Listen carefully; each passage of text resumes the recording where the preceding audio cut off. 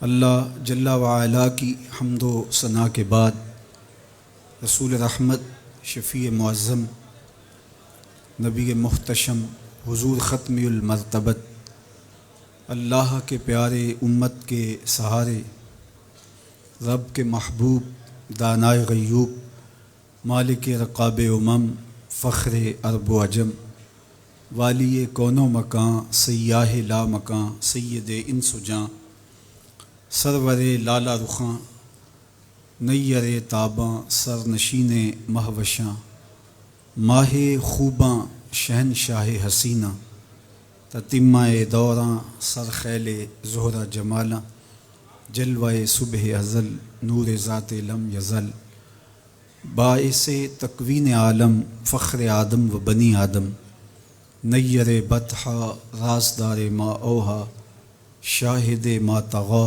صاحب علم نشرہ، معصوم آمنہ احمد مجتبیٰ، حضرت محمد مصطفیٰ صلی اللہ علیہ وآلہ وسلم کے حضور ناز میں اپنی عقیدتوں، ارادتوں اور محبتوں کا خراج پیش کرنے کے بعد، عالی مرتبت، ذی وقار علماء کرام، مہمانان محتشم،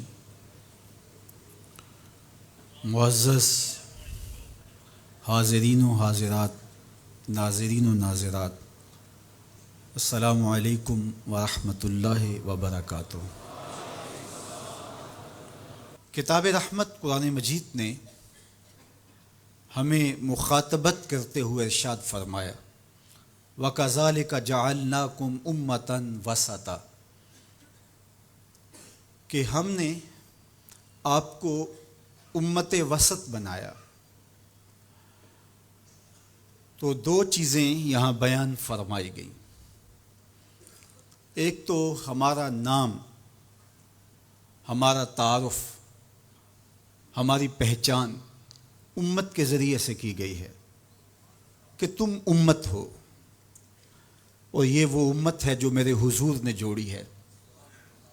تنکا تنکا کر کے یہ گھونسلہ بنا، کوئی روم سے آیا، کوئی حبشے سے آیا، کوئی فارس سے آیا، کوئی مکے کا باسی تھا، کوئی مدینے کا رہائشی تھا، کوئی یمن سے سفر کرتا ہوا آن پہنچا، اور یہ ایک امت بنی۔ میرے حضور نے امت بنائی تھی، فرقے ہم نے بنائے ہیں، امت کو ٹکڑوں میں ہم نے بانٹا ہے۔ استاد ابراہیم ذوق نے کہا تھا، ہفتاد و دو فریق حسد کے عدد سے ہیں، اپنا یہ طریق کے باہر عدد سے ہیں۔ حسد کے عدد نکالو تو 72 بنتے ہیں۔ تو کہا کہ یہ حسد کا نتیجہ ہے کہ امت فرقہ فرقہ ہو گئی اور ٹکڑوں میں بٹ گئی۔ مجھے بتاؤ، جس نے امت جوڑی تھی اس کے قلب اطہر پہ کیا گزرتی ہوگی؟ گھر میں دو بیٹے آپس میں بولتے نہ ہوں تو باپ کے حلق سے نیچے لقمہ نہیں اترتا۔ جس کی امت فرقوں میں بٹ گئی، طائف کے بازاروں میں، مکے کی گلیوں میں،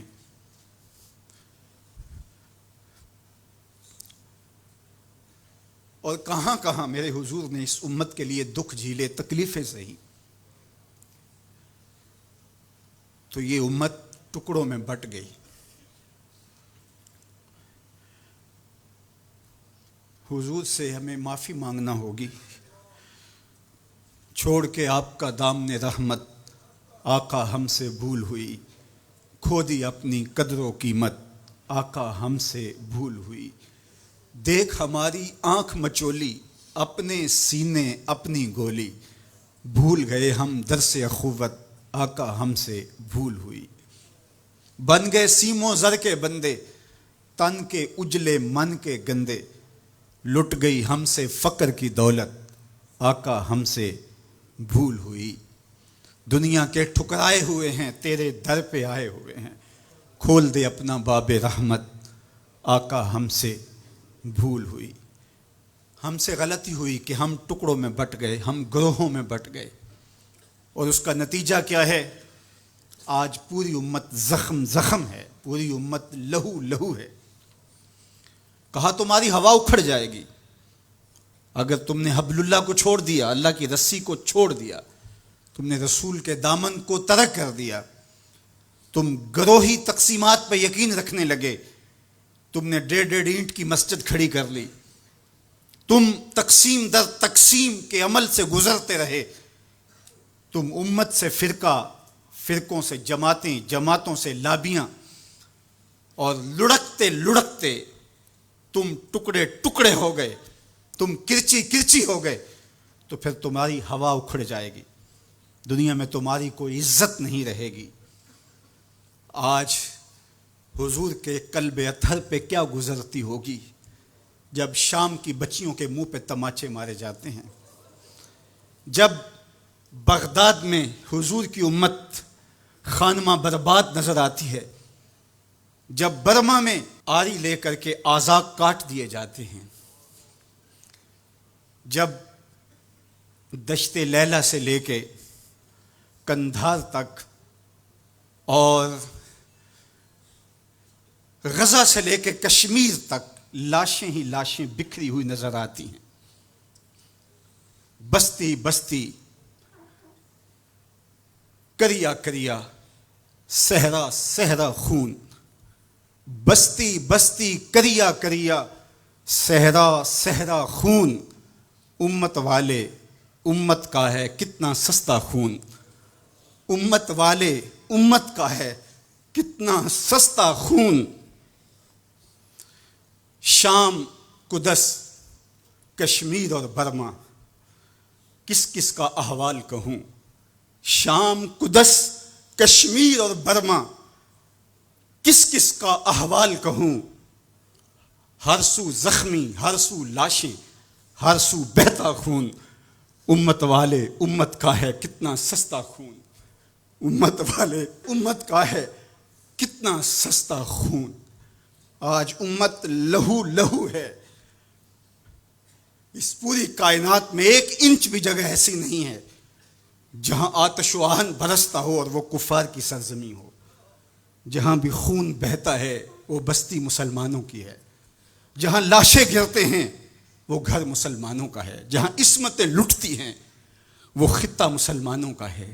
یہ ہمارے گناہوں کی سزا ہے جو ہم کاٹنے پہ مجبور ہیں، اور جب تک ہم امت نہیں بنتے تب تک رسوائیاں ہمارا مقدر ہوں گی اور ذلت ہمارا مقسوم ہے جب تک ہم ان کے دامن سے نہیں جڑ جاتے۔ قوت عشق سے جب دہر میں اجالا نہیں ہوتا تو پستیوں کو بلندیوں سے بدلنے کا کرینہ آپ نہیں سیکھ سکتے۔ نام محمد کو تھام کر کے، امت کی وحدت کے تصور کو اجاگر کر کے، حضور کا پاکیزہ وجود جو امت کی وحدت کا ضامن ہے، اس سے بے لوث محبت کا رشتہ اور الفت کا ربط جب تک مضبوط نہیں ہوتا تب تک ہم ان مشکلات سے کبھی بھی نہیں نکل سکتے۔ 1000 فلسفے تراش لیں، 1000 منطقیں بگھار لیں، لیکن کوئی نتیجہ نہیں ہوگا۔ تمہیں نتیجہ تب ہی ملے گا جب حضور کے قلب اطہر کو آرام پہنچاؤ گے، جب امت بن جاؤ گے، جب حضور علیہ السلام سے وابستگی اپنا شعار زندگی بنا لو گے، تو پھر دہر میں اجالا اور روشنی حضور علیہ السلام کے نام کے صدقے سے نصیب ہوگی، اور تقدیر کا قاضی تمہاری سزائیں معاف کر دے گا، اور پھر نتیجہ تمہارے سامنے اس صورت میں نمودار ہوگا کہ تم بحر و بر کے مالک ٹھہرو گے، اور کائنات کے اندر حضور کے ساتھ وفا کے رشتے کے نتیجے کے اندر لوح بھی تمہارے ہاتھ میں ہوگا، قلم بھی تمہارا ہی مقدر ہوگا۔ لیکن شرط یہ ہے کہ تم صحیح معنی کے اندر امت بن جاؤ۔ وَأَنْتُمُ الْأَعْلَوْنَ إِن كُنتُم مُؤْمِنِينَ، یہ میرے رب کا وعدہ ہے، اور میرے رب کے وعدے سچے ہوتے ہیں۔ کہا تم ان کے بن کے تو دیکھو، عزت کا تاج میں تمہارے سر پہ رکھوں گا۔ یہ تمہاری غلطیوں کی تمہیں سزا دی جا رہی ہیں، عزتیں تمہارے لیے ہیں، وقار تمہارے لیے ہے، لیکن شرط یہ ہے کہ تم میرے بھی بن جاؤ، میرے رسول کے بھی بن جاؤ۔ تو پھر عزتیں تمہارا مقدر ہوں گی اور شانیں تمہیں عطا کی جائیں گی، تمہیں عزتوں کی مسندوں پہ بٹھایا جائے گا۔ شکوے کی زبان کھلی تو لہجہ تلخ ہوا، اور اقبال بولا کہ صفائے دہر سے باطل کو مٹایا ہم نے، نوع انسانی کو غلامی سے چھڑایا ہم نے، تیرے کعبے کو جبینوں سے بسایا ہم نے، تیرے قرآن کو سینوں سے لگایا ہم نے، پھر بھی ہم سے گلا ہے کہ وفادار نہیں، ہم وفادار نہیں، تو بھی تو دلدار نہیں۔ تو آواز آئی صفائے دہر سے باطل کو مٹایا کس نے، نوع انسانی کو غلامی سے چھڑایا کس نے، میرے کعبے کو جبینوں سے بسایا کس نے، میرے قرآن کو سینوں سے لگایا کس نے، تھے تو آبا وہ تمہارے ہی مگر تم کیا ہو، ہاتھ پہ ہاتھ دھرے منتظر فردا ہو، ہر کوئی مست مئے ذوق تن آسانی ہے، تم مسلمان ہو یہ انداز مسلمانی ہے، حیدری فقر ہے نئے دولت عثمانی ہے، تم کو اسلاف سے کیا نسبت روحانی ہے، وہ معزز تھے زمانے میں مسلمان ہو کر، تم خار ہوئے تارک قرآن ہو کر۔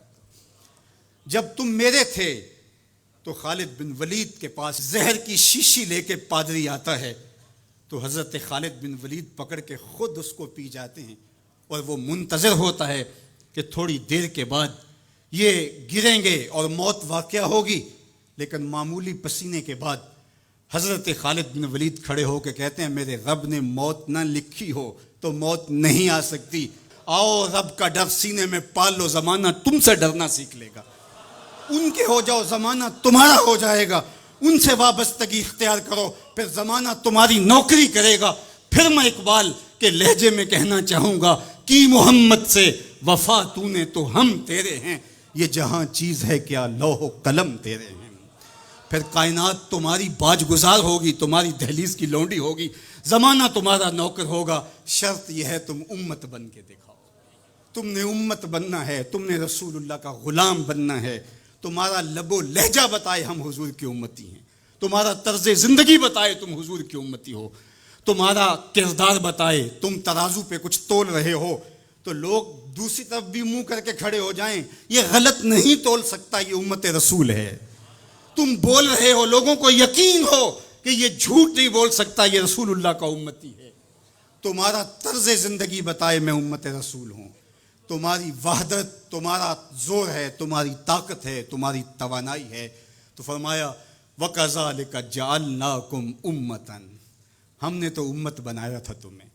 تم ٹکڑے ٹکڑے ہوئے، تم نے اپنے آپ کو بانٹ لیا، تم ایک دوسرے کا گریبان نوچنے لگے، تم ایک دوسرے کے جبے پھاڑنے لگے، تم ایک دوسرے کے لیے نفرتوں کے بیج بونے لگے، تمہاری زبانیں انگارے اگلنے لگیں، تم چنگاریاں نکالنے لگے، تم ممبر و محراب کے تقدس کو پامال کرنے لگے، تم خواہشات کے غلام بن گئے، تم آرزوؤں کے نوکر بن گئے، تم اپنے نفس کی غلامی میں آ گئے، تم تو غلام تھے آمنہ کے لال کے، تم نے کب سے نفس کی غلامی اختیار کر لی، تم کب سے خواہش کے نوکر بن گئے، تم کب سے نفس کے بندے بن گئے، پھر تمہیں ذلیل نہ کیا جاتا تو اور تمہارا علاج کیا ہے؟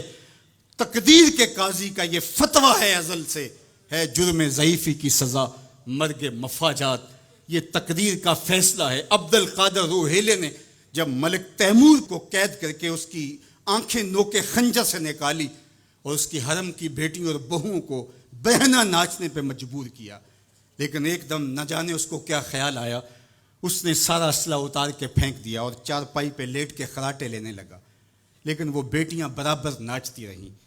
تو عبد القادر روحیلہ کھڑا ہوا اور اس نے کہا کہ میں ایک سپاہی ہوں اور اس حالت کے اندر اسلحہ اتار کے خراٹے لینے لگ جانا یہ ایک سپاہی کی شان کے لائق نہیں ہوتا، یہ میرا تکلف تھا، یہ میری بناوٹ تھی، مجھے خیال آ گیا کہ میں نے بہت زیادتی کی ہے اور میں یوں لیٹا، میرا خیال تھا کہ تیمور کی کوئی بیٹی میرے ہی خنجر سے میرا گلا چیر دے گی، لیکن اس کے باوجود تم برابر ناچتی رہیں، حمیت نام تھا جس کا گئی تیمور کے گھر سے۔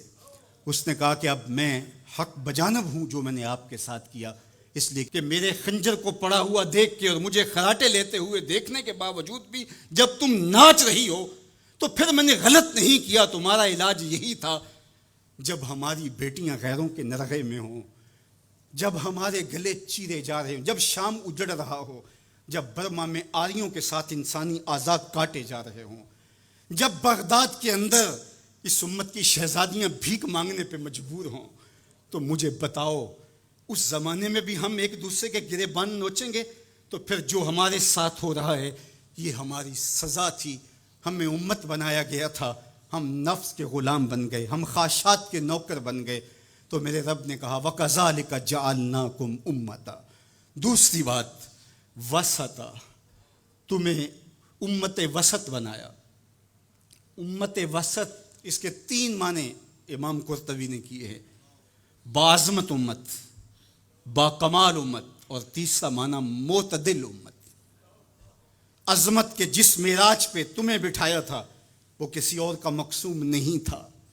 جعلت لی الارض مسجدا، پوری کائنات کو تمہارے لیے مسجد بنا دیا گیا، تمہیں یہ عزت دی۔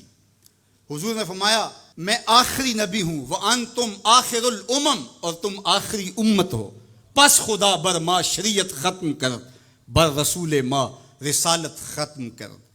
ہمیں آخری امت بنایا گیا۔ کنتم خیر امت اخرجت للناس تامرون بالمعروف وتنہون عن المنکر۔ یہ مجھے کہا گیا، یہ آپ کو کہا گیا، تم خیر امت ہو۔ ذرا گریبان میں جھانک کر کے دیکھیں، مجھے کہا گیا میں خیر ہوں، آپ کو کہا گیا خیر ہوں، یار یہ نسبت میرے حضور کی ہے۔ تو تم خیر سے جڑے ہو، تم بھی خیر بن گئے ہو، تم خیر امت ہو، تمہیں عزتوں کی مسند دی گئی۔ جو معراج، جو مقام، جو مرتبہ، جو رفعت تمہیں دیا گیا وہ کسی اور کا مقصوم نہیں ہے، تم خیر امت قرار پائے۔ اللہ اکبر۔ تو کہا اس سے مراد باعظمت امت ہے۔ دوسرا معنی با کمال امت، جو عزت، جو شرف، جو مرتبہ، جو مقام تمہیں دیا گیا، جو کمال، عروج اور بانکپن تمہارا مقصوم ہے، وہ کسی اور امت کا مقصوم نہیں ہے۔ حضور نے ارشاد فرمایا ایک بندہ صبح سے لے کر کے ظہر تک مزدوری کرتا ہے، اس کو ایک قیراط دیا جاتا ہے۔ ایک ظہر سے لے کر عصر تک مزدوری کرتا ہے، اس کا وقت تھوڑا ہے لیکن مزدوری اس کو بھی ایک قیراط دی جاتی ہے۔ اور تیسرا شخص عصر سے لے کر مغرب تک مزدوری کرتا ہے، دونوں سے کم تھوڑا وقت لگاتا ہے لیکن اس کو 2 قیراط دیے جاتے ہیں۔ فرمایا پہلی مثال یہود کی ہے، دوسری مثال نصارہ کی، اور تیسری مثال میری امت کی ہے۔ تھوڑے عمل پر زیادہ اجر رکھا گیا۔ من جاء بالحسنۃ فلہ عشر امثالھا، ایک نیکی کرو گے 10 کا ثواب ملے گا۔ یہ اس امت کو اعزاز دیا گیا، یہ امت کو تکریم دی گئی۔ ایک بچہ حفظ قرآن کرتا ہے اور اپنے خاندان کے لوگوں کی شفاعت کرتا چلا جاتا ہے۔ بڑھاپے میں اترتا ہے ایک شخص، عمر کی کثرت کی وجہ سے وہ خاندان کی شفاعت کا اہل ہو جاتا ہے۔ کیا کیا شرف نہیں دیے گئے، کیا کیا مقام نہیں دیا گیا۔ اس امت کو عزتوں کی مسند پہ بٹھا دیا گیا۔ قیامت کے دن اعضائے وضو سے چمکتی ہوئی یہ امت سامنے آئے گی، دور سے پہچانے جائیں گے یہ محمد عربی کے غلام ہیں، چونکہ ان کے اعضاء چمک رہیں گے، روشنی نکل رہی ہوگی ان کے وجود سے۔ تیسرا معنی امت وسط کا معتدل امت، اعتدال کی راہوں پہ چلنے والی، نہ یہود کی طرح اور نہ نصارہ کی طرح افراط و تفریط کا شکار نہیں ہوں گے، بلکہ یہ اعتدال کی راہوں پہ گامزن ہوں گے۔ عقائد میں، اعمال میں، رویوں میں، طرز زندگی میں، انداز معاشرت میں، گفتگو میں، کلام میں، ہر لحاظ سے یہ اعتدال کی راہوں کے مسافر ہوں گے۔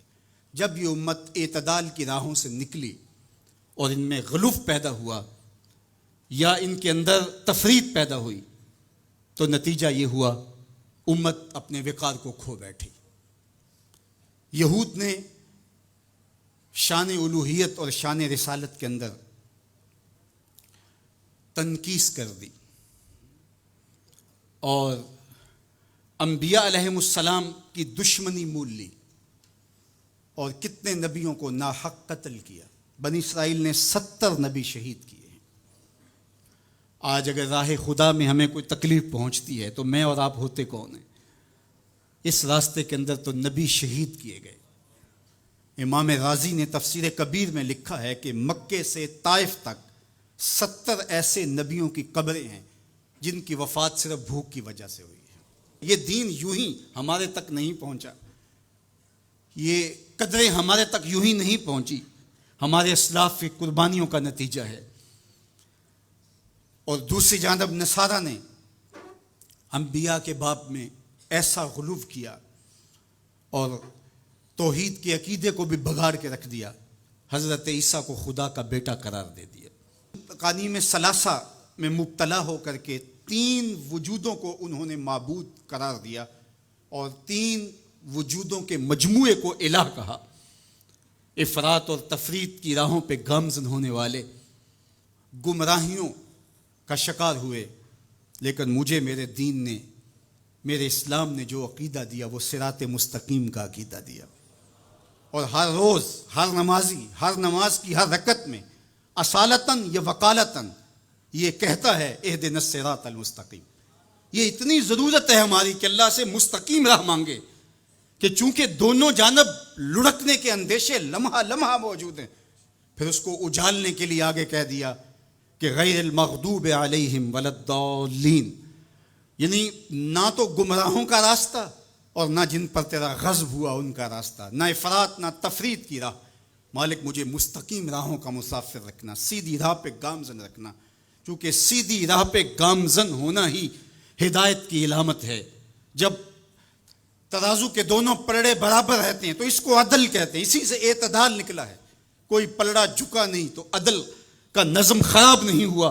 تم لمحہ لمحہ عدل کی راہوں پہ گامزن رہو گے، اپنا محاسبہ کرتے رہو گے، اپنے عقائد کا محاسبہ کرتے رہو گے، تمہارے عقائد میں خرابی نہیں آنی چاہیے۔ تمہارے 3 بنیادی عقیدے ہیں، عقیدہ توحید، عقیدہ رسالت اور عقیدہ آخرت۔ ان عقیدوں میں کبھی بھی بگاڑ نہ آنے دینا۔ اللہ جل شانہ کی جو شانیں ہیں، اللہ کی جو عظمت ہے، وہ تمہارے رگ و ریشہ میں ہر وقت اس کا رعب اور اس کی خشیت موجود رہنی چاہیے۔ انبیاء علیہ السلام کی عظمتوں کے باوجود کہیں ایسا نہ ہو کہ تمہارے عقیدوں کے اندر خرابی آئے اور تم کہیں غلو کا شکار ہو جاؤ، جس طرح کہ نصارہ نے کیا۔ اللہ کی شانیں، اللہ کی عظمتیں وراء الورا ہیں۔ اور پھر دوسری بات، کہیں ایسا نہ ہو کہ توحید کے نشے میں تم انبیاء کی تکثیر کرنے لگ جاؤ اور نبی کی شان تمہارے لیے تکلیف کا سبب بننے لگ جائیں۔ شاید اس سے توحید میں کوئی فرق آتا ہے۔ میاں توحید میں فرق نبی کی عظمت سے کیسے آئے گا؟ اس لیے کہ نبی کو عظمت دینے والا تو میرا رب ہی ہے۔ وَرَفَعْنَا لَكَ ذِكْرَكَ۔ اور پھر تیسری بات، عقیدہ آخرت۔ آخرت کا عقیدہ یہ ہے کہ ہم نے اس دنیا پر بیٹھ نہیں رہنا، بہرحال اللہ کی طرف سے جو اس کے علم میں متعین ہماری زندگی ہے اس کو گزارنے کے بعد ہم نے یہاں سے رخصت ہونا ہے۔ وہ ہم جوانی میں چلے جائیں، ہم بڑھاپے میں چلے جائیں، یا ارذل العمر کے بعد ہم اس دنیا سے رخصت ہوں، یا بچپن میں چلے جائیں، یہ ہمارے علم میں نہیں ہے، یہ امر ہم سے مخفی رکھا گیا، یہ اللہ کی حکمت ہے۔ لیکن یہ طے شدہ ہے کہ ہم نے یہاں بیٹھ نہیں رہنا، اور جب یہاں سے جانا ہے تو ایک دوسرا جہاں ہمارے لیے منتظر ہے، اور وہاں ہم نے ایک ایک عمل کا حساب دینا ہے۔ ثم لتسألن یومئذ عن النعیم۔ اس دن ایک ایک عمل کے بارے میں پوچھا جائے گا۔ اللہ اگر چاہے تو ہم سے گرفت کر لے، اور اگر چاہے تو اپنے کرم سے معاف کر دے۔ اگر وہ معاف کرنا چاہے تو کوئی پوچھ نہیں سکتا کہ اتنا بڑا پاپی اور مجرم تھا، اسے معاف کیوں کیا گیا۔ اور اگر وہ گرفت کرنا چاہے تو کسی کو حق نہیں ہے کہ وہ یہ کہہ سکے کہ مجھے گرفت کیوں کی گئی۔ تو ایمان بیم و رجا کے درمیان ہے۔ الایمان بین الخوف والرجا، ایمان خوف اور امید کی درمیانی کیفیت میں ہے۔ ڈر بھی لگا رہے، دھڑکا بھی لگا رہے، اور امید کے چراغ بھی بجھنے نہ پائے۔ فضل دی آس ہے مینوں تے نالے ڈر بھی آندا ہے۔ فضل کی امید بھی رہے لیکن خوف بھی طاری رہے، پکڑا بھی جا سکتا ہوں، گرفت بھی ہو سکتی ہے، اس کی پکڑ بھی بڑی سخت ہے۔ ان بطش ربک لشدید، تیرے رب کی پکڑ بہت سخت ہے۔ جب وہ پکڑتا ہے تو پھر کوئی اس سے اپنے آپ کو چھڑوا نہیں سکتا۔ اللہ اکبر۔ تو اس کی پکڑ کا خوف بھی رہے لیکن وہ کریم بھی ہے، وہ معاف کرنا چاہے۔ ما یفعل اللہ بعذابکم، وہ تمہیں عذاب دے کے کیا کرے گا؟ اگر تم اس کا شکر کرنا سیکھ جاؤ تو وہ تو تمہارا رب ہے، وہ تمہیں عذاب دے کے کیا کرے گا؟ تو امید بھی روشن رہے، اور خوف بھی طاری رہے۔ تمہید الایمان کے اندر شیخ عبدالحق محدث دہلوی علیہ رحمہ حضرت سیدنا عمر رضی اللہ تعالیٰ عنہ کا قول بیان کرتے ہیں کہ وہ فرماتے ہیں کہ اگر مجھے یہ پتہ چلے کہ سارے لوگ جنت میں جائیں گے، ایک شخص جہنمی ہوگا، تو میں ڈرتا ہوں کہیں وہ ایک میں ہی نہ ہو جاؤں۔ اور اگر مجھے یہ پتہ چلے کہ سارے لوگ جہنم میں جائیں گے اور ایک ہی جنت میں جائے گا، تو مجھے امید ہوگی شاید وہ ایک میں ہی ہو جاؤں۔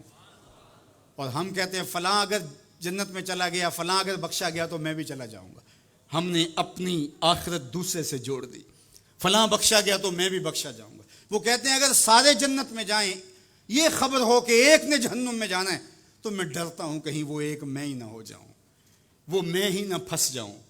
ایک بچہ تھا، گھر سے روتا ہوا نکل گیا اور جنگلوں کے اندر آنسو بہاتا ہے۔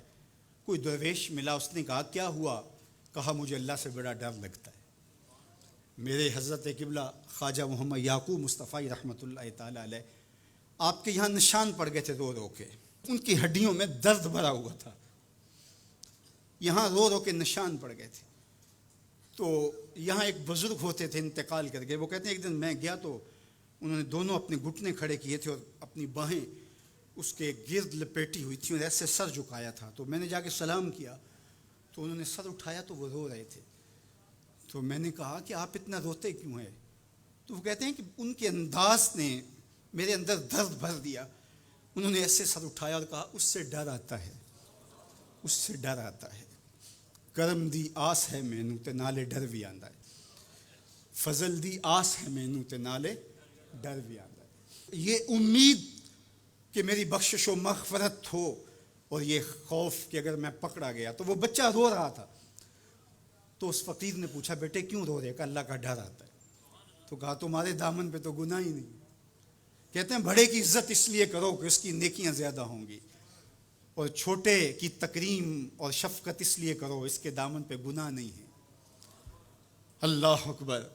ہم لوگوں کے گناہ دیکھتے ہیں اور اپنی خوبیاں دیکھتے ہیں۔ صوفیاء کا ایک جملہ ذہن کی تختی پہ لکھ لیجئے، جب عیب دیکھنے کا شوق آئے وہ کہتے ہیں اپنے اندر اتر جاؤ، اور جب خوبیاں دیکھنے کا شوق آئے تو دوسروں کو دیکھو، دوسروں کو دیکھو، کسی کے اندر کوئی خوبی، کسی کے اندر کوئی خوبی۔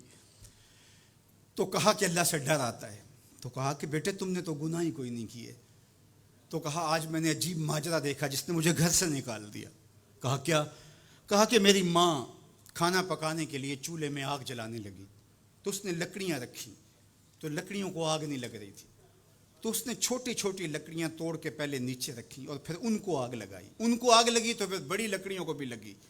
تو میں روتا ہوا گھر سے بھاگ آیا ہوں جنگل میں، کہیں ایسا نہ ہو کہ قیامت کے دن بڑے بڑے مجرموں کو آگ نہ لگے تو چھوٹے چھوٹوں کو رکھ دیا جائے۔ تو جب خوف سرایت کرتا ہے تو یہاں عمر نہیں دیکھی جاتی، اور بڈھا پاپی سب سے بدترین شخص وہ ہے جو بڑھاپے کے باوجود بھی بدکاری نہیں چھوڑتا۔ کہتے ہیں جب کوئی بندہ 40 سال کا ہوتا ہے پھر اس کا عذر باقی نہیں رہتا، 40 سال تک اس کا عذر باقی رہتا ہے، لیکن جب 40 سال کا ہو جائے اب سن کہولت میں آ گیا، اب اگر وہ گناہ کرتا ہے تو کوئی عذر نہیں ہے۔ ہڈیاں کمبن گوڈے کھڑکن تے اڑ گیا لک تیرا، اجے بھی بدیوں باز نہ آئیوں جیو مرد دلیرا، یا ایھا الانسان ما غرک بربک الکریم۔ میرا رب پکار پکار کے کہہ رہا ہے او بھاگنے والے انسان آجا پلٹ کے، تیرا رب بڑا ہی کریم ہے۔ میں یہ بات 100 بار کہی، میرے سننے والے مجھ سے 1000 بار سن چکے، لیکن لفظوں کی چاشنی اور امید کی ایسی جگمگاتی کرنیں روشن ہوتی ہیں کہ دل میں چراغاں ہو جاتا ہے، اور جب میں یہ بول رہا ہوتا ہوں تو میرے اندر پھل جھڑیاں پھوٹ رہی ہوتی ہیں، اور اللہ کے تشکر کے اندر درد کی کیفیت بھی پیدا ہو رہی ہوتی ہے کہ وہ رحمت بھرے لہجے میں پکار کے کہہ رہے سرکش کو، متمرد کو، باغی کو جو اس کی دہلیز چھوڑ کے بھاگ گیا، او بھاگنے والے آجا پلٹ کے، تیرا رب بڑا ہی کریم ہے۔ کوئی ایسے بھی آواز دیتا ہے، کوئی ایسے بھی مجرم کو پکارتا ہے۔ یہاں رک کے میں ایک اور جملہ بھی کہنا چاہتا ہوں۔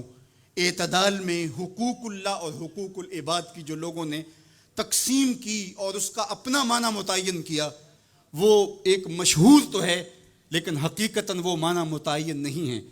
اللہ کے حق فائق ہیں مخلوق کے حق سے۔ عمومی طور پہ کہا جاتا ہے یار حقوق اللہ کی خیر ہے، بس حقوق العباد کا خیال رکھو۔ یہ عمومی بات کہی جاتی ہے. تو یہ بات اچھی طرح ذہن نشین کر رہے ہیں.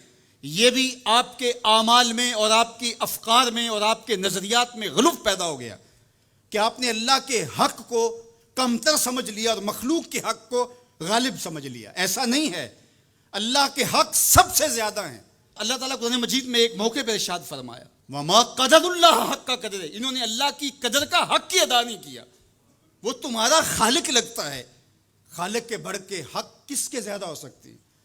تو جو مختلف روایات کے اندر حقوق العباد کی طرف توجہ دلائے گی تو اس کا مطلب یہ ہے، مفہوم یہ ہے کہ اللہ تو کریم ہے، وہ معاف کر دے گا، بندہ تو معاف نہیں کرے گا. بالخصوص قیامت کے دن جب پھنس گیا اور اس کی اپنی بدعمالیاں بھی اس کے پاس ہوئیں اور کسی نے اس کا حق غصب کیا ہوا ہوگا تو پھر کیا ہوگا؟ اب وہ تو خود پھنسا ہوا ہے تو وہ کبھی نہیں چھوڑے گا. اب اللہ تعالیٰ کس طرح اس معاملے کا حل فرمائے گا کہ یہ شخص جس نے حق کھایا ہے، جس نے زیادتی کی ہے، تو اس دوسرے شخص کو اپنی نیکیاں دے گا. نیکیاں لینے کے باوجود بھی اگر وہ پاپی اتنا بڑا ہے کہ ابھی بھی کام نہیں بنتا اور اس کے ذمے قرض بھی باقی رہ گیا تو پھر یہ اس کو اپنے گناہ دے گا. تو اب قیامت کے دن کون چھوڑے گا؟ جہنم کی دہکتی ہوئی آگ سامنے ہوگی اور ایک بندہ پھنسا ہے اور یہ بھی پھنسا ہوا ہے تو اس کی جان اس کو اپنے گناہ دے کے اس کی نیکیاں لے کے چھوٹ رہی ہے تو وہ کیسے معاف کرے گا؟ وہ نہیں معاف کرے گا. اس لیے اس معنی کے اندر کہا کہ حقوق العباد میں کوتاہی نہ کرنا، اس لیے کہ اس کی معافی نہیں کرے گا. وہ اس کے پاس ایک چیز ہاتھ لگ جائے گی وہ تو غنیمت سمجھے گا. تو اس کا یہ مطلب بھی کہیں نہیں ہے کہ بندے کے حق کہیں غالب اور زیادہ ہیں، اللہ کے حق کم ہیں. جو حق بندے کا اللہ پر ہے، اللہ نے تو پیدا کیا ہے. الذی خلقک فسواک فعدلک، کہا تیرے حق میرے اوپر زیادہ ہیں اس لیے کہ میں تیرا خالق لگتا ہوں.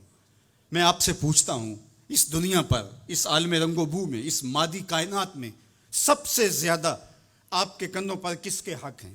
تو آپ سب کہیں گے ماں کے حق. حضور سے بھی پوچھا گیا من ابرو، حضور میں سب سے زیادہ کس کے ساتھ حسن سلوک کروں؟ یہ حضور سے سوال کیا گیا تو میرے آقا کریم نے فرمایا امک، اپنی ماں کے ساتھ. تو اس نے پھر دوبارہ سوال کیا، پھر حضور نے فرمایا کہ اپنی ماں کے ساتھ. پھر کہا حضور میں سب سے زیادہ نیکی کس سے کروں؟ میری نیکیوں کا، میرے حسن سلوک کا سب سے زیادہ حقدار کون ہے؟ تو آقا کریم نے فرمایا امک، تیری ماں. تو پھر اس نے چوتھی مرتبہ کہا تو حضور نے فرمایا تیرا باپ.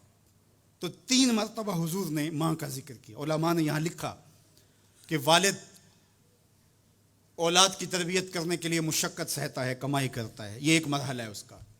ماں 9 ماہ تک اس کو اپنے پیٹ میں رکھتی ہے، ایک مرحلہ یہ. پھر ولادت کا دوسرا مرحلہ، زچہ بچہ دونوں کے لیے موت و حیات کی کشمکش ہے. اور تیسرا مرحلہ اس کی تربیت کا جس طرح باپ شامل ہوتا ہے. تو ماں کے 3 حق بیان کیے اور باپ کا ایک حق بیان کیا. مجھے بتاؤ وہ ماں اور وہ باپ جو اولاد کو اپنی آنکھوں کا تارا اور نور نظر کہتی ہے، کیا اس کے حق ساری زندگی بھی کوئی لگا رہے تو ادا کر سکتا ہے؟ کسی نے کہا کہ میں نے ماں کو اپنے کندھوں پہ اٹھا کے حج کروایا اور موسم میں حدت اور گرمی اتنی تھی کہ اگر گوشت کا ٹکڑا زمین پہ پتھر پہ ڈال دیا جاتا تو وہ بھن کے کباب بن جاتا. کیا میں نے اپنی ماں کا حق ادا کر دیا؟ کہا تیری ولادت کے وقت جو اس نے تکلیف سہی، اس تکلیف کے ایک جھٹکے کا حق بھی ادا نہیں ہوا. یہ تیری ماں ہے. کیا تو اتنی بے وفا ہو گئی ہے کہ اس ماں کی مرضی اب تیری مرضی نہیں رہی؟ وہ باپ جس کی ہڈیاں بھی درد کر رہی ہیں اور وہ مزدوروں والے اڈے پہ بیٹھا ہے اور جب کوئی مزدور لینے آتا ہے تو اس سے صحیح طرح سے اٹھا بھی نہیں جاتا، پھر بھی کلی والا ڈبہ اٹھا کے آگے بڑھتا ہے اور مزدور لینے والے شخص کے ساتھ لپٹ کے چمٹ کے کہتا ہے کہ بابو مجھے لے جاؤ، 10 روپے کم دے دینا، میں نے اپنی بیٹی کی کالج کی فیس دینی ہے. وہ باپ جس کی ہڈیاں دکھ رہی ہیں اور جا کے دیوار پر کلی کر رہا ہے، اس کی کمائی سے کالج میں پڑھنے والی بیٹی کو ایک خاتون ایک سجے ہوئے دفتر میں بٹھاتی ہے اور کہتے تو پدر شاہی نظام کے خلاف بغاوت کر، تیرا جسم تو تیری مرضی ہونی چاہیے، باپ ہوتا کون ہے؟ وہ بیٹی اس کے منہ پہ تھپڑ مارے، وہ کلی کر کے میرا پیٹ پالتا رہا اور میری فیسیں ادا کرتا رہا، میں تو اپنے بدن اور اپنی زندگی کی ایک ایک سانس بھی اپنے باپ کے نام کر دوں، حق پھر بھی ادا نہیں ہو سکتا ہے. میرا باپ میری تعلیم کا ضامن ہے، میری زندگی کا ضامن ہے، میری عزت اور آبرو کا پہرے دار ہے۔ اللہ اکبر، معاشرہ بدل گیا، حالات کے تیور تبدیل ہو گئے، بغاوتیں بھر گئیں، وفاؤں نے دم توڑ دیا۔ مغرب کی تہذیب سوائے تکلف کے اور کچھ نہیں ہے، اور چہرہ جو روشن نہ ہو تو کیا حاجت گلگونہ فروش۔ نئی تہذیب تکلف کے سوا کچھ بھی نہیں ہے۔ یہ مغربی تہذیب کی یلغار نے مرد آوارہ، بیکار و زن کمار باش کیا معاشرہ تخلیق کیا جا رہا ہے۔ میرے حضور کے غلاموں، آؤ ہم نے دین حضور سے لینا ہے، اور یہ سارے چونچلے اور یہ ساری مغربی وظیفہ خور تنظیمیں یہ دم توڑ کے رہ جائیں گی۔ اس کائنات کے اندر اور اس وطن کے اندر جھنڈا لہرائے گا تو محمد عربی کے نظام کا ہی لہرائے گا انشاءاللہ۔ ہم حضور کے دین کو کھڑا کرنے کے لیے اور حضور کے نظم کو غالب کرنے کے لیے اپنی زندگی کے ایک ایک سانس کو حضور کے نام وقف کریں گے۔ میری زندگی کا مقصد تیرے دین کی سرفرازی، میں اسی لیے مسلمان، میں اسی لیے نمازی۔ میری زندگی کا ایک ایک لمحہ حضور کے دین کے لیے، حضور کے نام کے لیے۔ تو حقوق والدین کے جو ہے وہ بہت سارے ہیں، کہا تو اس کے ایک درد کے جھٹکے کا جواب بھی نہیں دے سکا۔ ماں اولاد سے جو محبت کرتی ہے اور جو ماں کے حق ہیں وہ اتنے زیادہ ہیں کہ کسی پیمانے میں اس کو تولا نہ جا سکے۔ میں کہا کرتا ہوں سمندر کی پاتال تک تو کوئی پہنچ گیا ہوگا، لیکن ماں کے پیار کا کنارہ آج تک کسی نے نہیں پایا۔ یہ سڑکوں کے کناروں پر بڑے بڑے ہیوی ترازو نصب کر دیے گئے ہیں، پورا کنٹینر تول لیا جاتا ہے، لیکن آج تک ایسا ترازو میں نے نہیں دیکھا جس پر ماں کے پیار کو بھی تولا جا سکے۔ ماں جب بولتی ہے تو اس کے لہجے میں جبریل بولتا ہے، ماں جب مسکراتی ہے تو لگتا ہے جنت کی ساری کلیاں کھل اٹھی ہیں۔ اللہ نے ماں کے سینے میں وہ درد، وہ درک، وہ محبت، وہ چاہت، وہ پیار کا جہاں آباد کر دیا کہ سید خورشید گیلانی نے کہا تھا کہ اونچے ہوٹلوں میں کھانا کھانے میں وہ سرور کہاں جو چولہے پر بیٹھ کے ماں کے ہاتھوں سے پکی ہوئی چپاتیاں کھانے میں ملتا ہے۔ اور کہا اونچے اونچے اسٹیجوں پہ حضرت صاحب، عالی جناب، مفتی صاحب، قبلہ عالم، کیا کیا لفظ سننے کو ملتے ہیں، لیکن ان لفظوں میں وہ چاشنی کیا جو ماں کی زبان سے اوئے مٹھو اور اوئے ببلو کے اندر رکھی گئی ہے۔ ماں کے سینے میں تڑپتی ہوئی ممتا اور محبتوں کا جہاں، اس کی کوئی مثال ہی نہیں ہے۔ ماں کو اتنا پیار کیوں ہے اور ساری زندگی ماں کے حق ادا کرتا رہے پھر بھی حق ادا نہ ہو، کیوں؟ اس لیے کہ ماں نے جنم دیا ہے۔ یہی جواب ہے نا آپ کا کہ ماں اتنا پیار اس لیے کرتے، اس کے حق کتنے ہیں کہ میرے حضور نے کہا پھر ماں، پھر ماں، پھر ماں۔ اتنے حق کیوں ہیں؟ اس لیے کہ اس نے جنم دیا ہے۔ میرے جملے کو بار بار آپ نے سنا ہوگا، پھر سن لیجئے، جس نے جنم دیا ہے اس کو اتنا پیار ہے اور اس کے اتنے حق ہیں، تو جس نے خلق کیا ہے اس کو کتنا پیار ہوگا اور اس کے کتنے حق ہوں گے۔ تو اللہ کے حق غالب ہیں۔ تو یہ جو حقوق العباد کی تلقین کی جاتی ہے تو اس کا مفہوم یہ ہے کہ اس کی معافی نہیں ہوگی۔ انسان ہے، نہیں معاف کرے گا، وہ کریم ہے، معاف کر دے گا۔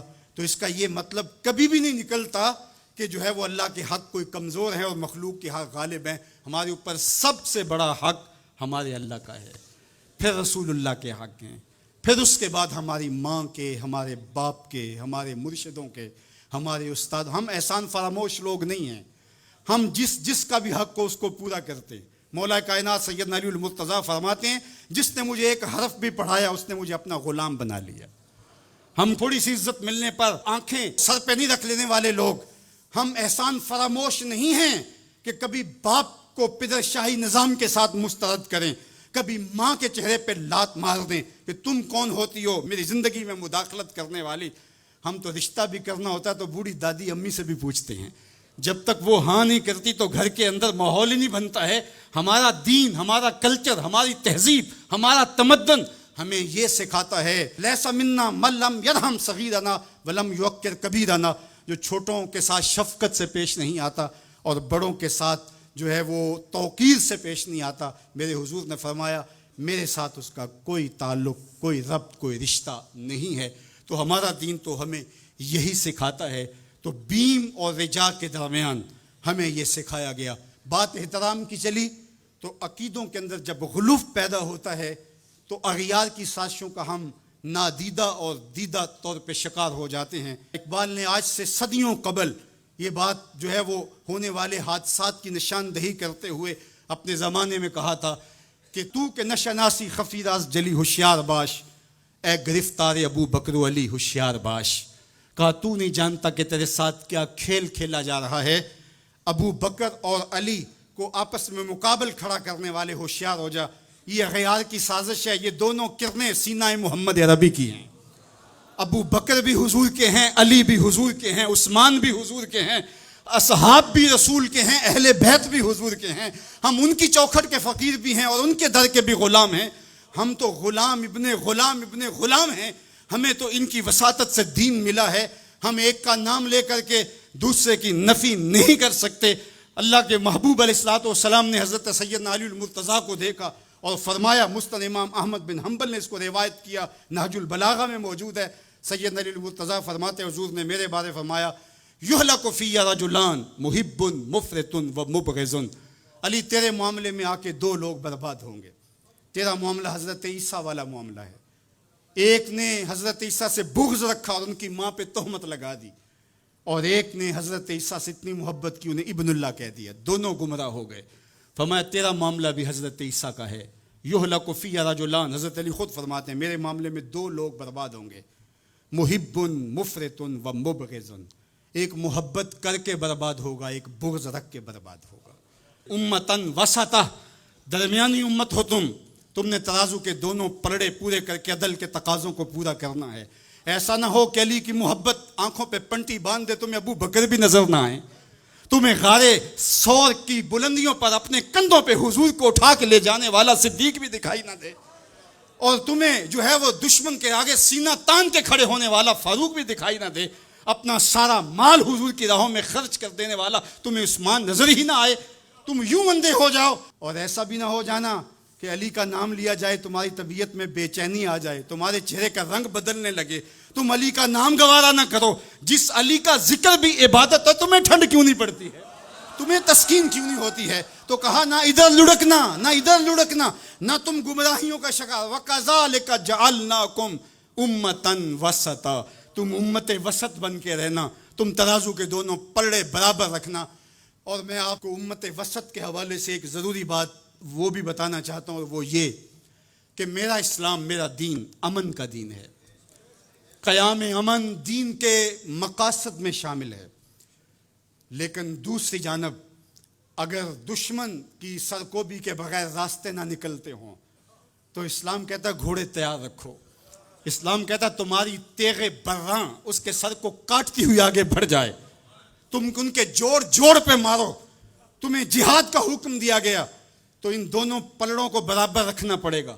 کہیں ایسا نہ ہو کہ تم امن کی بات کرتے کرتے جہاد کو ہی بھول جاؤ، اور ایسا بھی نہ ہو کہ تم جہاد کی بات کرتے ہوئے امن کا مذاق اڑانے لگو جو کہ دین کے مقاصد سے ہے. جہاد بھی امن کے قیام کے لیے کیا جاتا ہے. آپ فقہا سے پوچھیں، فی نفس ہی قتال قبا ہے، حسن نہیں ہے، فی نفس ہی. لیکن یہ حسن کیسے ہوا؟ لغیر ہی ہوا. یعنی چونکہ قتال سے پھر پائیدار امن آئے گا، لہٰذا یہ مجبوری قبول کر لی گئی. تو اصل امن ہے، امن کے قیام کے لیے جہاد کیا گیا، اور اس میں تمہارا نفس نہیں آنا چاہیے. حضرت علی کے منہ پہ تھوک دیا جاتا ہے، پیچھے ہٹ جاتے ہیں چھاتی سے، علی کا نفس شامل ہو گیا. یہ ہمارا دین ہے. شہادت ہے مطلوب و مقصود مومن، نہ مال غنیمت نہ کشور کشائی، شہرت پسندی کے لیے. ابو امامہ الباہلی فرماتے ہیں حضور علیہ الصلوۃ والسلام سے پوچھا، ایک شخص شہید ہو جاتا ہے، جان راہ خدا میں وار دیتا ہے، لیکن اس کے دل میں ہے کہ چلو میری شہرت بھی ہو جائے گی تو اس کو اجر ملے گا. میرے حضور نے کہا فلا شیء لہ، اسے کوئی اجر نہیں ملے گا. تو کہتے ہیں میں سمجھا کہ میں اس بات کو صحیح طور سے بیان نہیں کر پایا، تو میں نے پھر کہا حضور اعلاء کلمت الحق کے لیے، دین کی سربلندی کے لیے اس نے یہ سب کچھ کیا ہے، لیکن ساتھ یہ بھی ہے کہ چلو ناموری بھی تو ہوگی. حضور نے پھر فرمایا فلا شیء لہ، اسے کوئی اجر نہیں ملے گا. تیسری مرتبہ پھر پوچھا حضور اس کا مقصد اللہ کے جھنڈے کو اونچا کرنا، اعلاء کلمت الحق، لیکن ساتھ یہ بھی ہے چلو ناموری بھی تو ہوگی. میرے حضور نے پھر فرمایا فلا شیء لہ، اور پھر مزید وضاحت کرتے ہوئے فرمایا اللہ صرف اسی عمل کو قبول کرتا ہے جو محض اس کے لیے کیا گیا ہو. تیرے عمل میں اخلاص ہو تو اس کا اجر کچھ اور ہے. حور و خیام سے گزر، بادہ و جام سے گزر، محض اس کی رضا کے لیے عمل ہو تو وہ جہاد جہاد ہے، ورنہ وہ جہاد، وہ قتال جہاد ہی نہیں ہے جو نفس کے لیے کیا جائے، جو مال غنیمت کے لیے کیا جائے، جو لوگوں میں بڑھوتری، جو زمین کی ہوس میں کیا جائے، جو خواہشات نفس کے لیے کیا جائے۔ تو ہمیں جہاد کے لیے بھی شرائط دی گئی، لیکن اس کا مقصد امن کا قیام ہے۔ تو بعض اوقات ہم یہاں توازن برقرار نہیں رکھ پاتے، اور توازن کا برقرار نہ رکھنا بہت سخت نقصان کا سبب بن جاتا ہے۔ یہ بلڈ پریشر تھوڑا سا اوپر نیچے ہو گیا زندگی لے جاتا ہے۔ اب کہیں یہ تھوڑا سا ہی نیچے ہوا، کیا فرق پڑا اس سے؟ میاں اس توازن کا نام ہی تو صحت ہے، صحت کا نام ہی تو زندگی ہے۔ 1262 سے لے کر کے 1290 تک خاقان اعظم قبلائی رہا، اس کے اندر دلچسپی پیدا ہوئی، مختلف مذاہب کی طرف رغبت پیدا ہو گئی، اس نے مختلف مذاہب کو ماننے والوں کو اپنے پاس بلایا۔ غلام مرتضیٰ میکش نے یہ تاریخ اسلام میں سارا واقعہ لکھا ہے، اور اس نے بدھ مت کے لاماؤں کو، ہندوؤں کے بڑوں کو، جوگیوں کو، پادریوں کو، سب کو بلا کے کہا مجھے اپنے اپنے مذہب کے حوالے سے کچھ بتاؤ۔ تو جو عالم دین گیا مسلمانوں کی طرف سے، اس نے جہاد کی آیتیں پڑھی، اور جس میں کفار کو قتل کرنے کا حکم نامہ تھا۔ تو قبلائی خان نے کہا کہ تمہارا دین کافروں کو قتل کرنے کی تلقین کرتا ہے؟ اس نے کہا ہاں۔ تو کہا پھر آپ ہمیں قتل کیوں نہیں کرتے؟ تو کہا کہ ہمارے پاس طاقت نہیں ہے۔ تو کہا اگر طاقت ہو تو کہا پھر ہم تمہیں کاٹ دیں۔ تو اس نے وہیں کھڑے کھڑے حکم نامہ جاری کیا کہ ان کا دین اگر ہمیں قتل کرنے کا حکم دیتا ہے، طاقت نہ ہونے کی وجہ سے یہ رکے ہوئے ہیں، تو پھر یہ کیوں زندہ بچے؟ اس نے فوراً حکم نامہ جاری کیا، جو مسلمان سامنے اس کو کاٹ دو۔ مسلمان گاجر مولی کی طرح کٹنے لگے۔ یہ کلمہ حق کہہ کے آیا تھا وہاں۔ اس دور کے صوفی بزرگ اور عالم شیخ جلال الدین علیہ رحمہ، پتہ چلا کہ یہ ایک عالم کی لغزش سے سب کچھ ہوا ہے۔ عالم کا پھسلنا عالم کا پھسلنا ہے۔ تو گئے جا کے بادشاہ کو کہا کہ بادشاہ کیا ماجرا ہوا؟ کہا تمہارا دین ہمیں قتل کرنے کا کہتا ہے اور ہمارے پاس طاقت ہے، پھر ہم آپ کو کیوں چھوڑے؟ تو کہا صاحب وہ دین کی تعبیر کو سمجھتے نہیں تھے جنہوں نے آپ کو بتایا۔ حالت جنگ کے یہ احکام ہیں۔ عام دنوں کے اندر تو اسلام یہ نہیں کہتا، اور حالت جنگ کے اندر آپ بتائیے کون کسی کو چھوڑتا ہے؟ لیکن میرا اسلام پھر بھی بچوں کو چھوڑتا ہے، پھر بھی خواتین کو چھوڑتا ہے، مذہبی رہنماؤں کو چھوڑتا ہے۔ اس نے کھڑے کھڑے حکم نامہ جاری کیا کہ جو کٹ گئے ابھی تلوار نیام میں ڈال لی جائے۔ تو صاحب جب تک عدل نہیں ہوگا، جب تک آپ یک سیر علم را دامن عقل باید، ایک سیر علم کے لیے 10 من عقل چاہیے، اگر آپ ترازو کے دونوں پلڑے برابر نہیں رکھ سکتے تو تمہیں تولنے کے لیے بٹھایا کس نے؟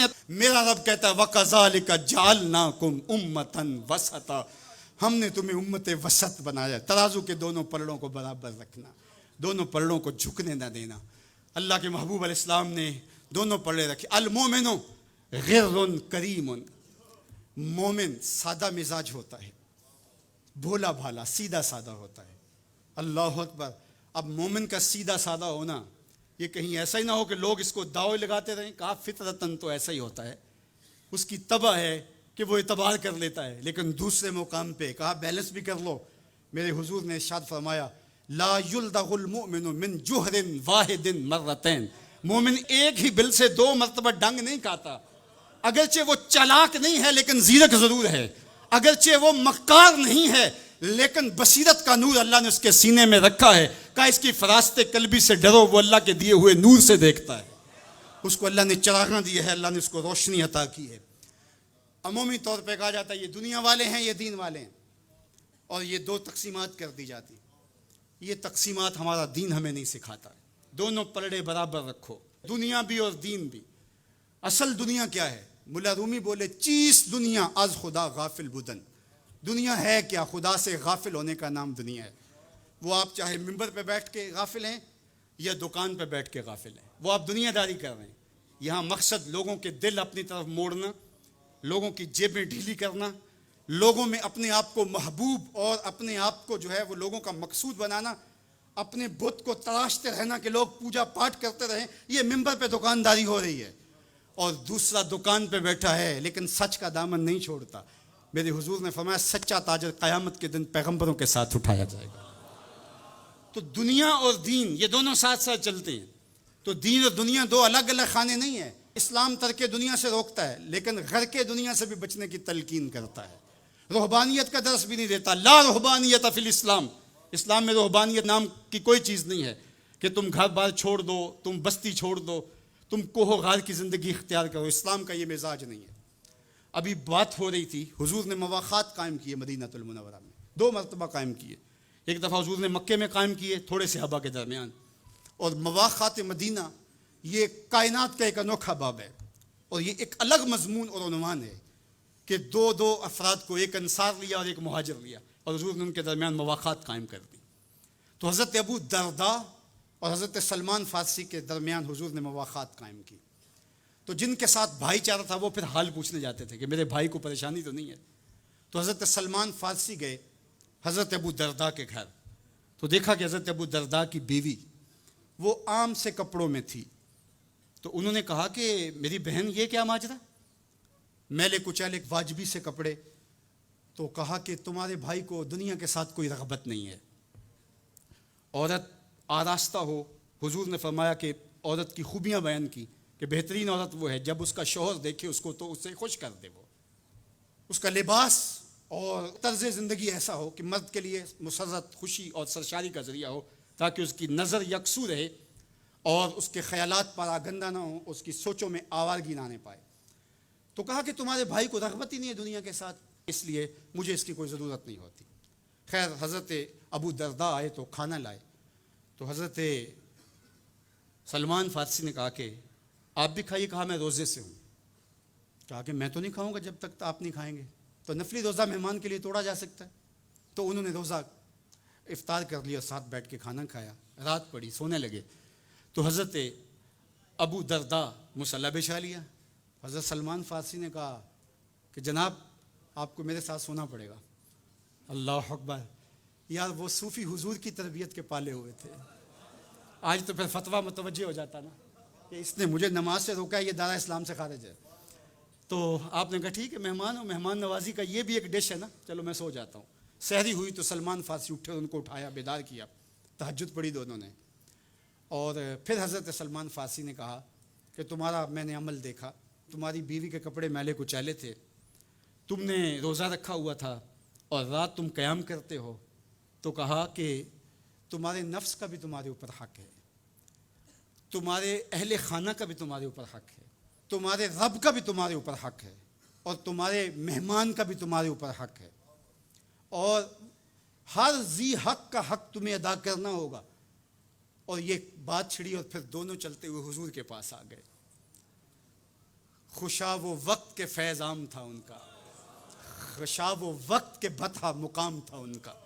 کیسے وہ لمحے تھے. آج تو کوئی مسئلہ ہو تو کوئی ملتا ہی نہیں ہے, درد ہو تو سنائیں کس کو, زخم ہو تو دکھائیں کس کو, کہانی ہو تو کہیں کس سے, دکھڑے ہوں کس کی دہلیز پہ رکھیں, کس کے کندھے پہ سر رکھ کے روئیں, کوئی رہا ہی نہیں ہے. تو وہ اٹھے اور حضور کے پاس آئے, اور حضرت سلمان نے اپنی کہانی سنائی اور ابو درداء نے اپنی بات کہی. تو میرے حضور نے کیا کہا سنو. میرے حضور علیہ الصلوۃ والسلام نے ارشاد فرمایا, صدق سلمان, کہا میرے سلمان نے سچ کہا ہے.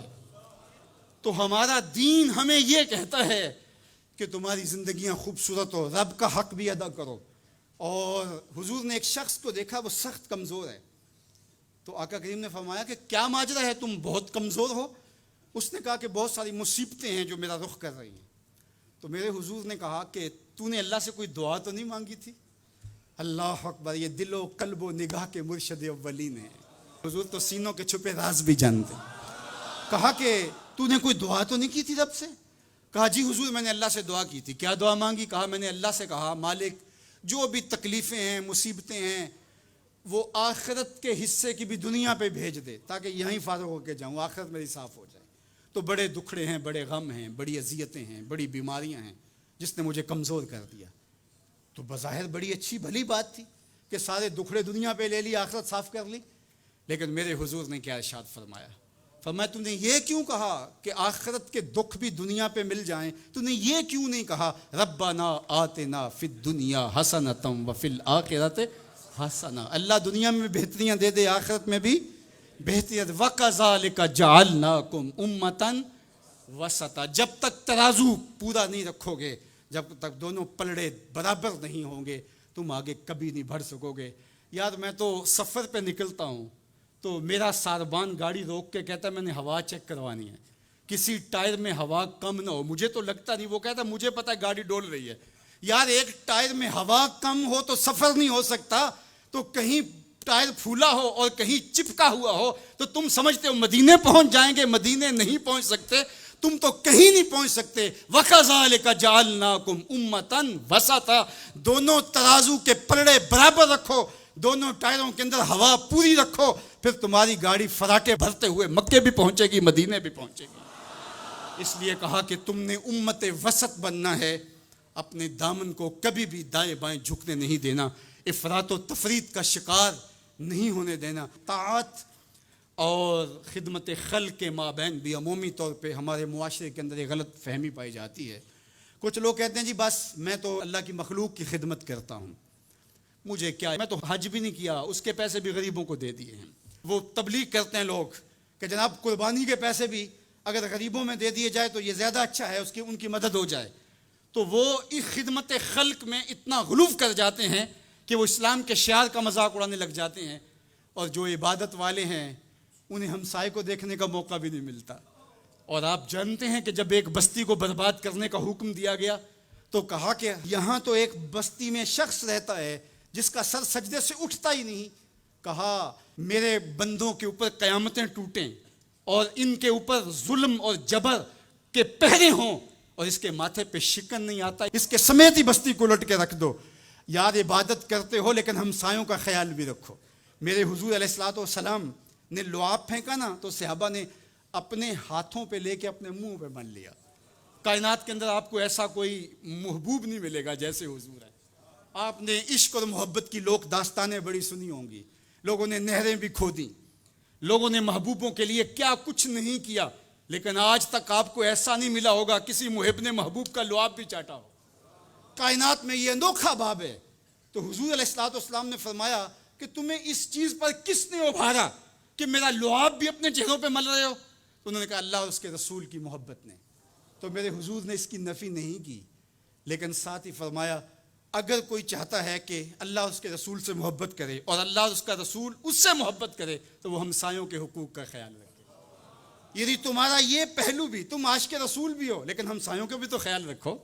تمہارے گھر پہ جھنڈا تو لگا ہے حضور کے میلاد کا، لیکن اگر ہمسایوں کے گھر میں اندھیرا ہے تو یار اپنے گھر میں اس سال اگر چراغاں نہیں کر سکے، غریب ہمسائے کا میٹر کٹ گیا اس کا بل دے دو، آمنہ کا لال زیادہ خوش ہوگا، میلاد والا رسول زیادہ خوش ہوگا۔ اس لیے دونوں پلڑے برابر رکھو، نہ تو عبادات کے زعم میں تم خدمت خلق کو اور ہمسایوں کے حقوق کو اور رشتہ داروں کے حقوق کو بھول جاؤ، اور نہ یہ کہ تم خدمت خلق کے نام پہ عبادات کا مذاق اڑانے لگو۔ وَكَذَلِكَ جَعَلْنَاكُمْ أُمَّةً وَسَطًا۔ ادارت المصطفیٰ دونوں بازوؤں کے ساتھ اڑنے کی فکر رکھتا ہے، اور امت وسط کے مزاج کو لوگوں میں راسخ کرنا شروع ہوتا ہے۔ ظاہر ہے جب کبھی اس بازو پہ زور پڑے تو کبھی اس بازو پہ زور پڑے تو بازو جھکنے لگتے ہیں، تو میرا اللہ مدد کرتا ہے، نصرت دیتا ہے۔ تو کبھی ہمارے کسی بازو پہ فتویٰ بھی آ کے جو ہے وہ زور ڈالتا ہے، کبھی کسی فتوے کا میزائل لگتا ہے، لیکن ہم تو بلے شاہ کی بولی میں کہتے ہیں بلے آلو کی تینوں کافر کافر آکھن تو آہو آہو آکھ۔ ہمارا کام الجھنا تھوڑا ہے، ہم نے تو آگے بڑھتے ہی چلے جانا ہے، اور ہماری منزل تو مدینہ ہے، ہم نے تو اس کی طرف عازم سفر رہنا ہے۔ ادارت المصطفیٰ ایک فکر کا نام ہے، اور وہ فکر جو مدینے کی ضیاؤں سے پھوٹتی ہے، گنبد خضرا کے جمال کی روشنی ہے، اور وہ مصطفی نہیں ہو سکتا جس کے دونوں بازو میں سے ایک بازو شل ہو۔ حضور کی امت سے جس کو پیار نہیں ہے، حضور کی امت سے جس کو محبت نہیں ہے، حضور کی محبتوں کا کبھی بھی مستحق نہیں ہو سکتا۔ میرے بزرگ فرمایا کرتے تھے جس کے بچوں سے تم پیار کرتے ہو اس کا باپ تم سے پیار کرتا ہے۔ اگر تم چاہو کہ حضور ہم سے پیار کریں تو حضور کی امت سے پیار کرو۔ تو ایک امت بنو، دوسرا امت وسط بنو، تو پھر دیکھنا تمہاری شاہین صفت پرواز اس کو کوئی چھو بھی نہیں سکے گی۔ تم پھر بڑھتے رہو گے اور تمہارا بڑھنا منزل آشنا ہوگا، اور تو راہ نورد شوق ہے منزل نہ کر قبول، لیلا بھی ہم نشیں ہو تو محمل نہ کر قبول۔ تیرا تو مطمع نظر، تیرا تو ہدف ہی کچھ اور ہے، تو دنیا کے لیے نہیں ہے، دنیا تیرے لیے ہے، تو خواہشات کا دیوانہ نہیں ہے، بلکہ خواہشات تیرے پیچھے دوڑیں گی اور زمانہ تیری دہلیز پہ باندیوں کی طرح نوکری کرے گا۔ من کان للہ کان اللہ لہو، تو ان کا ہو کے دیکھ، زمانہ تیرا ہو جائے گا۔